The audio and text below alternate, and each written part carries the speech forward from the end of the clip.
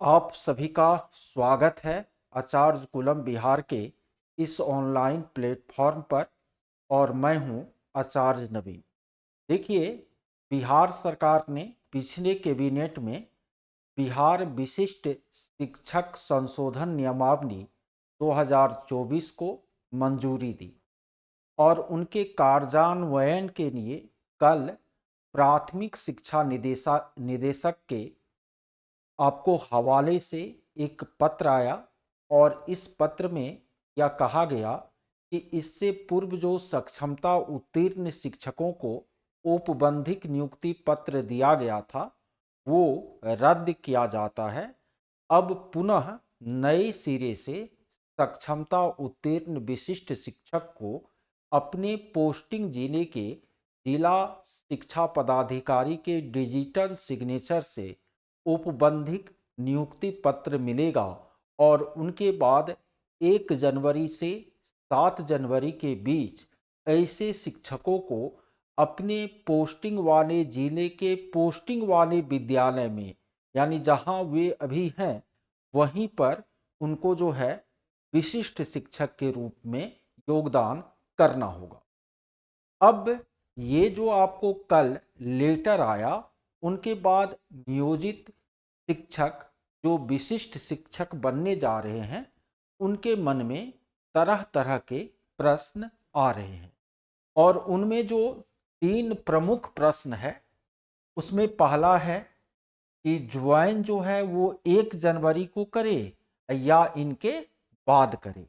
ये प्रश्न जो मन में आ रहे हैं उनका कारण यह है कि इंक्रीजमेंट का लोभ और दूसरा जो वरीयता न, यदि हम 1 जनवरी को ज्वाइन कर लेंगे तो हमको इंक्रीजमेंट मिलेगा या नहीं। ठीक, यदि हम 1 जनवरी के बाद ज्वाइन करते हैं तो कहीं जो 1 जनवरी को ज्वाइन कर लेंगे उससे हम कन्या हो जाएंगे, यानी हमारी वरीयता पर इसका असर पड़ेगा। तो क्या करें, कब ज्वाइन करें, ये प्रश्न आ रहे हैं। और दूसरा है कि ऐसे शिक्षक जो सक्षमता 1 की परीक्षा उत्तीर्ण किए और वो आपको दूसरे जिला में पोस्टेड थे और उनको अपना जिला अलॉट हुआ था और अपने जिला के जिला शिक्षा पदाधिकारी के डिजिटल सिग्नेचर से ही पोस्टिंग वाले जिले में जहां अलॉटेड जिला था उसके डीओ के सिग्नेचर से पोस्टिंग वाले जिले में उनको नियुक्ति पत्र मिला था। अब कहा जा रहा है कि वो रद्द हो जाएगा और जहां है वहीं पुनः योगदान करना पड़ेगा। तो ऐसे शिक्षक चिंतित हैं कि क्या अब हमको अपना जिला जाने का अवसर मिलेगा या कि नहीं मिलेगा। और तीसरा जो है वो आपको वो ये है कि बहुत सारे विशिष्ट शिक्षक जो है प्रधान शिक्षक की परीक्षा भी क्या किए हैं, उत्तीर्ण किए हैं। तो वे इस बात को लेकर सोच विचार में फंसे हुए हैं कि विशिष्ट को ज्वाइन करें या कुछ दिनों के बाद जो प्रधान का ज्वाइनिंग होगा तो सीधे उसमें जाकर ज्वाइन करें। तो इस वीडियो में मैं इन्हीं तीनों प्रश्न का उत्तर जो है तलाशने का प्रयास करता हूं। चलिए, हम लोग सबसे पहले कल जो लेटर आपको जारी हुई है, ठीक है, उस लेटर को क्या करते हैं, देखते हैं। ठीक है, और उससे स्पष्ट हो पाएगा कि वरीयता का जो है क्या होगा और इंक्रीजमेंट का क्या होगा। ठीक है, ये वो आपको कल वाला पेपर है, सॉरी लेटर है। और ये लेटर आप लोग पढ़ चुके होंगे। इसमें आपको जो ध्यान देने योग्य बात है, ठीक है, कि ये 5वां पॉइंट है। और उसके बाद आपको ये 5वां पॉइंट जो है वो कह रहा है कि विशिष्ट शिक्षकों को दिनांक 1 जनवरी 2025 से वेतन अनुमान होगा, परंतु विद्यालय में योगदान की तिथि 1/1/2025 के बाद होने की स्थिति में योगदान की तिथि से विशिष्ट शिक्षक का वेतन देय होगा।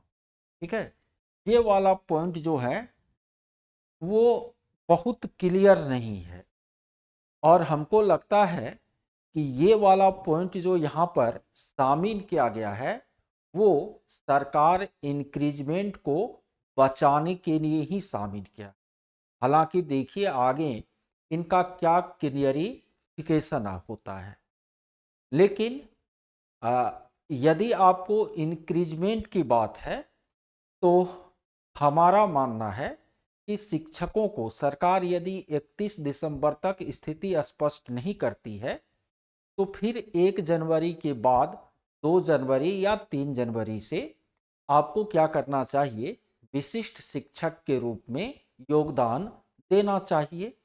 तो 1 जनवरी को जो वेतन वृद्धि का लाभ मिलने वाला है वो उनको मिल जाएगी, क्योंकि इसमें पूर्ण वेतन संरक्षण की बात कही गई है।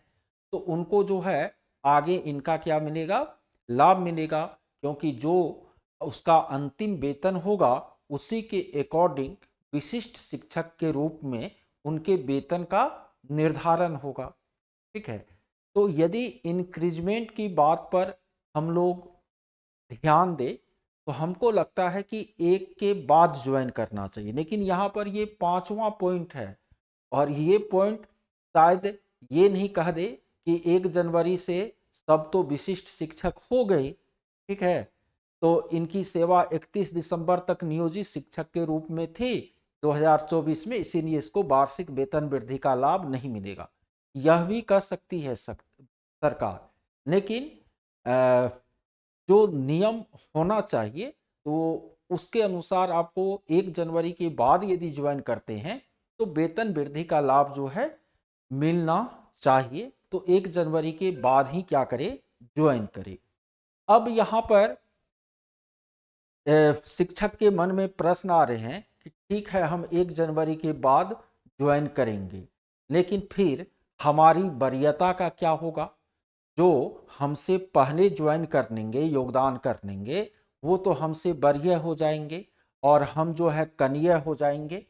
तो चलिए हम लोग इस प्रश्न का भी उत्तर तलाशते हैं कि आखिर ये वरीय कनीय कैसे निर्धारित होगा। तो आप लोग जो है विशिष्ट शिक्षक नियमावली जो 2023 आई थी उनको भी पढ़े होंगे और इनके इस पॉइंट पर आप क्या दीजिए, ध्यान दीजिए जो वरीयता से संबंधित है। इनका जो 7वां पॉइंट आपको कह रहा है कि विशिष्ट शिक्षकों की वरीयता जो है निम्नलिखित मानदंडों के अनुसार तैयार की जाएगी। पहला, स्थानीय निकाय शिक्षक के रूप में प्रशिक्षित वेतनमान प्राप्त की थी। दूसरा, जहां पर आपको स्थानीय निकाय के शिक्षक के रूप में प्रशिक्षित वेतनमान की तिथि बराबर हो, सेम हो, तो फिर जन्म तिथि वरीयता तय करने का मानदंड होगा। और यदि जन्म तिथि भी सेम हो तो फिर अंग्रेजी अल्फाबेट का जो लेटर है वो वरीयता तय करने का मानदंड होगा। आपको यह पता है कि विशिष्ट शिक्षक संशोधन नियमावली 2024 भी आई है। तो ये जो संशोधन नियमावली 2024 पिछले कैबिनेट में आई तो उसमें आपको उन बातों का उल्लेख नहीं किया गया जिनमें संशोधन नहीं हुआ, मतलब जिस जिस कंडिका में आपको संशोधन हुआ बस उसी कंडिका का उसमें क्या है, उल्लेख है। तो ये जो 7वीं कंडिका है विशिष्ट शिक्षक नियमावली 2023 वाली, वो स्पष्ट कह रहा है कि विशिष्ट शिक्षक के रूप में योगदान की तिथि से वरीयता का निर्धारण नहीं होगा। वरीयता का जो निर्धारण होगा वो अभी आप जिस तरह से वरीय कनीय है अपने विद्यालय में नियोजित शिक्षकों के बीच, वही वरीयता कनीयता जो है आगे भी लागू होगी। तो कहने का मतलब कोई 1 जनवरी को योगदान करे विशिष्ट शिक्षक के रूप में कि 5 जनवरी को योगदान करे विशिष्ट शिक्षक के रूप में, उससे उनके वरीयता पर प्रभाव नहीं पड़ेगा। वरीयता का आपको जो पहले से रूल है ना, उस पर आपको निर्धारित होगी। यानी यह देखा जाएगा कि कौन प्रशिक्षित शिक्षक पहले बने थे, या किसकी प्रशिक्षित शिक्षक यदि सेम तिथि को बने थे तो किसका जन्म तिथि में अंतर है। इस आधार पर आपको वरीयता का निर्धारण होगा। तो इस बात को बिल्कुल दिमाग से निकाल दे कि हम बाद में ज्वाइन करेंगे तो कन्या हो जाएंगे, ऐसी कोई बात नहीं है।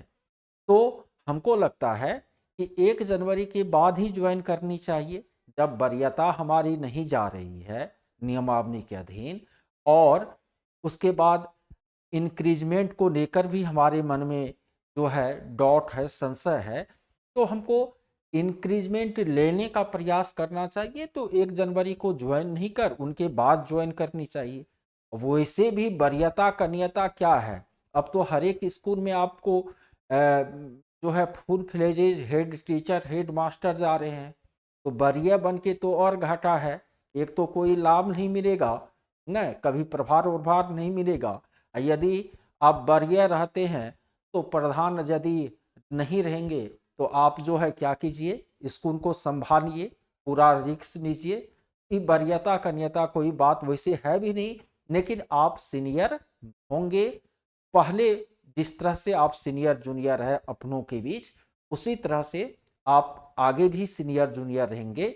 ये विशिष्ट शिक्षक में योगदान की तिथि से इस पर कोई प्रभाव नहीं पड़ेगा। चलिए, अब जो अगला हम प्रश्न ले रहे हैं वो उन शिक्षकों का प्रश्न है जो आपको पोस्टेड थे किसी और जिला में, और उनको सक्षमता 1 में अलॉट हुआ था कोई और जिला। ठीक है, तो इससे पहले जो आपको नियुक्ति पत्र बांटे गए थे, तो पोस्टिंग वाले जिला में ही उनको नियुक्ति पत्र मिला था। लेकिन जो नियुक्ति पत्र मिला था वो जिस जिला में काउंसलिंग कराए थे, जो उसका अलॉटेड जिला था, उसके डीओ ऑफिस से वो नियुक्ति पत्र क्या हुआ था, उनको जारी हुआ था। और यही मुख्य कारण है जिसके चलते पूर्व के नियुक्ति पत्र को रद्द किया गया है। ठीक है, तो अब जो है ऐसे शिक्षकों को जहां वो पोस्टेड हैं, पोस्टिंग वाले जिला के जिला शिक्षा पदाधिकारी से ही नियुक्ति पत्र मिलेगा और उनको अपने ही विद्यालय में योगदान करना होगा। तो फिर वो निराश एक तरह से हो रहे हैं कि कितना आस लगाकर सक्षमता दिए कि हमको अपना पसंद का जिला जाने का अवसर मिलेगा, लेकिन अब तो जहाँ थे वहीं हमको क्या करना पड़ेगा, रहना पड़ेगा।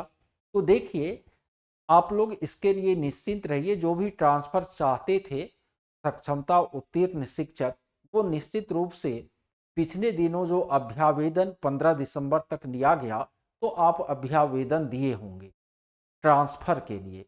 और इतनी जल्दी जो अपने ही विद्यालय में आपकी पोस्टिंग करवाई जा रही है, उसका कारण है कि सरकार ट्रांसफ़र में आपको बाधा था कि सीधा आपको नियोजन इकाई के अधीन यदि आप रहते तो अंतर जिला ट्रांसफ़र या अपने ही जिला में सरकार आपको ट्रांसफ़र नहीं कर सकती थी।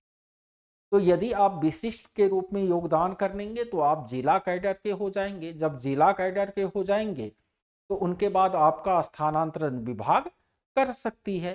तो निश्चित रूप से यदि आपने अभ्यावेदन दिया हुआ है, ठीक है, तो अभी आपको बिल्कुल चिंता नहीं करनी है, आराम से अपने विद्यालय में योगदान कीजिए और इनके बाद आपका भी ट्रांसफ़र आपके पसंद के जिले में पसंद के जगह में हो जाएगा। तो इसलिए टेंशन लेने की ज़रूरत नहीं है। और तीसरा जो प्रश्न मैंने शुरुआत में बोला था वह उन विशिष्ट शिक्षकों की है जिन्होंने प्रधान शिक्षक की भी परीक्षा को उत्तीर्ण किया है। तो उनके लिए मेरा कहना होगा कि जो आगे आ रहा है उसको ज्वाइन कर लीजिए। यदि विशिष्ट का ज्वाइनिंग पहले हो रहा है तो इसमें कहीं और तो आपको जाना नहीं पड़ रहा है, जहाँ है उसी विद्यालय में कोई ओल झोल नहीं करना है। आप स्वतः विरमित माने जाएंगे नियोजन इकाई से, और योगदान ले लेंगे तो आप विशिष्ट बन गए। इसके बाद जब प्रधान की ज्वाइनिंग होगी तो फिर आप विशिष्ट शिक्षक को छोड़ देंगे और अपने जिला शिक्षा पदाधिकारी से एनओसी लेकर के आप प्रधान बन जाएंगे, कोई दिक्कत नहीं है। तो इन लोगों को भी सोचने की कोई ज़रूरत नहीं है, जो ज्वाइनिंग पहले मिल रहा है उस ज्वाइनिंग को वह ले ले। अब क्योंकि हो सकता है पेच फंसता रहता है, हो सकता है प्रधान की ज्वाइनिंग में 6 महीना लगा दे, साल भर लगा दे, तो फिर उतना दिन तो आपको राज्यकर्मी नहीं बनने का घाटा होगा। तो इसलिए आप लोग इस पर मतलब जो सामने पहले आया ना उसी को जो है कर लीजिए, मेरा यही कहना होगा। तो आपको ये जो 3 प्रश्न शिक्षकों के मन में चल रहे थे, तो यथासाध्य अपनी जानकारी के अनुसार मैंने इसके उत्तर देने की कोशिश की। और भी यदि कोई इससे संबंधित आपके मन में प्रश्न हो तो आप कमेंट बॉक्स में पूछ सकते हैं। धन्यवाद।